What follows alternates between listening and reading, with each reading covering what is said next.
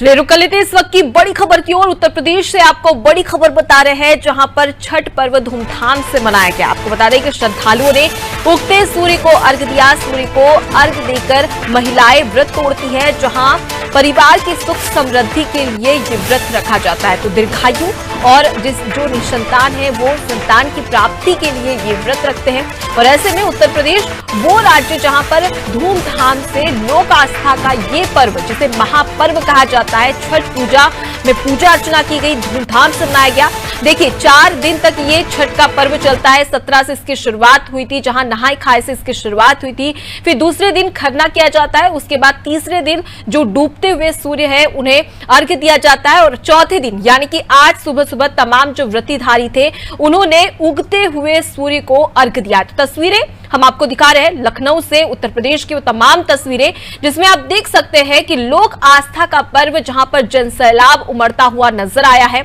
और ये तमाम जो घाट है वहां पर पूजा अर्चना की जाती है। और देखिए ये सिर्फ उत्तर प्रदेश ही नहीं बल्कि बिहार, छत्तीसगढ़, ऐसे तमाम राज्य हैं जहां पर छठ पर्व मनाया जाता है। लोगों में उत्साह, उमंग और उसके साथ जोश और एक अपने पर्व के प्रति आस्था, लगन साफ तौर पर देखने को मिलती है।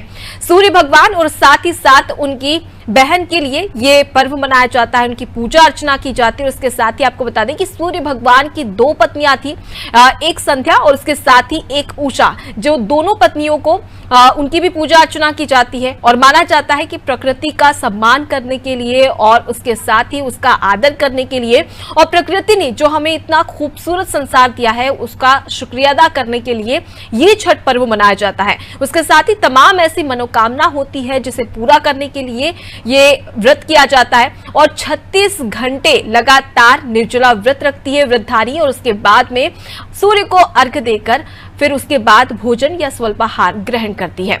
तो आस्था का महापर्व छठ पर्व की शुरुआत हो चुकी थी 17 नवंबर से और आज समापन होने जा रहा है। चौथा दिन है, 20 नवंबर है, जहां पर तमाम जो व्रतधारी थे वो घाट पर पहुंचे, नदियों के किनारे पहुंचे और वहां पर डूबते हुए सूर्य को तो कल अर्घ्य दिया ही, लेकिन आज उगते हुए सूर्य को सुबह सुबह अर्घ्य दिया गया। तमाम तैयारियां प्रशासन की ओर से भी की गई थी। आपको बता दें कि सुरक्षा के पुख्ता इंतजाम किए गए थे, क्योंकि जाहिर सी बात है कि जब उगते हुए सूर्य को अर्घ्य दिया जाता है तो नदी और घाटों पर ये भारी भीड़ आप तस्वीरों में देख सकते हैं। ऐसे में प्रशासन ने भी सुरक्षा के पुख्ता इंतजाम किए थे।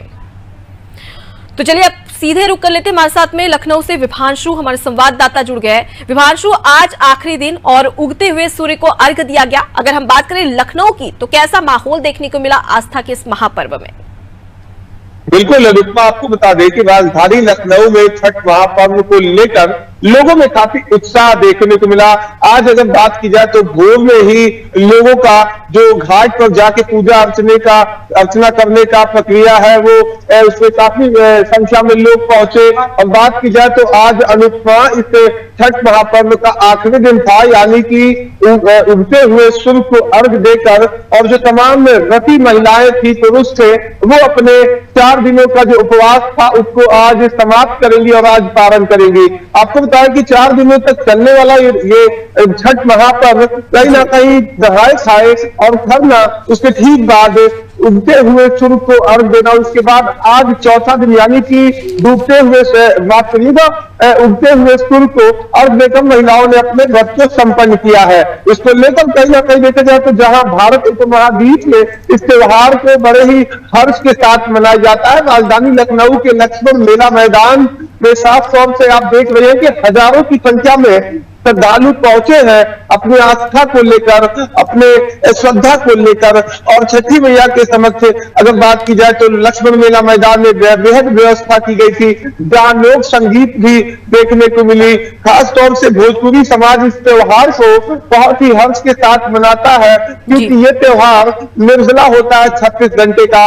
और 36 घंटे के दौरान अगर बात की जाए तो महिलाएं अपने बिस्तर पे नहीं सोती है, पुआल पर जो फसल के जो अवशेष होते हैं उस पर कहीं ना कहीं मानता है कि सोती है और अपने पति और पुत्र के लिए व्रत रखती है। तो आपने देखा कि लखनऊ के साथ साथ आज भारत उपमहाद्वीप इस त्योहार को कहीं ना कहीं हर्ष और उल्लास के साथ मनाया गया है। और अगर बात की जाए तो लक्ष्मण मेला मैदान में उत्तर प्रदेश के मुख्यमंत्री योगी आदित्यनाथ कल पहुंचे थे, जहां वो घाट पर पहुंचकर तमाम तमाम श्रद्धालुओं के बीच पहुंचे और जहां उन्होंने अपने भाषण में संबोधित करते हुए कहा कि पूरब से लेकर पश्चिम तक और उत्तर से लेकर दक्षिण तक इस लोक कहीं ना कहीं इस लोक त्योहार की वजह से सबको जोड़ के रखा है। क्योंकि बात करें तो भारत हो या भारत उपमहाद्वीप हो या उत्तर प्रदेश, बिहार और छठ को मानने वाले जहां भी लोग रहते हैं, लोग बड़े ही हर्ष के साथ इस त्योहार को मनाते हैं। अनुपमा, बिल्कुल विभांशु, तो समझा जा सकता है कि लोक आस्था का ये महापर्व और जोश के साथ में ये महापर्व मनाया गया। लेकिन प्रशासन की बात करें तो किस प्रकार के पुख्ता इंतजाम किए गए थे? क्योंकि हम तस्वीरों में लगातार देख रहे हैं कि कई सारे ऐसे लोग थे, जो श्रद्धालुओं की भीड़ तमाम जो घाट है नदी किनारे नजर आई थी। ऐसे में प्रशासन किस प्रकार से सजग नजर आया इस महापर्व को लेकर? अगर राजधानी लखनऊ की बात की जाए अनुपमा, तो गोमती नदी के तट के किनारे लक्ष्मण मेला मैदान स्थित है।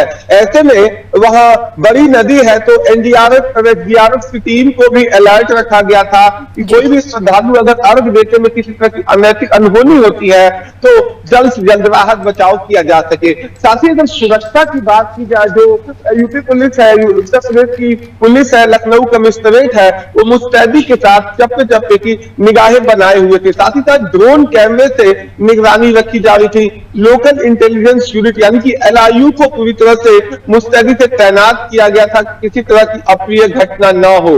और बात की जाए तो तमाम थानों की पुलिस को भी बुलाया गया था और एडीसी के और डीसीपी लेवल के अधिकारियों के द्वारा मॉनिटरिंग की जा रही थी।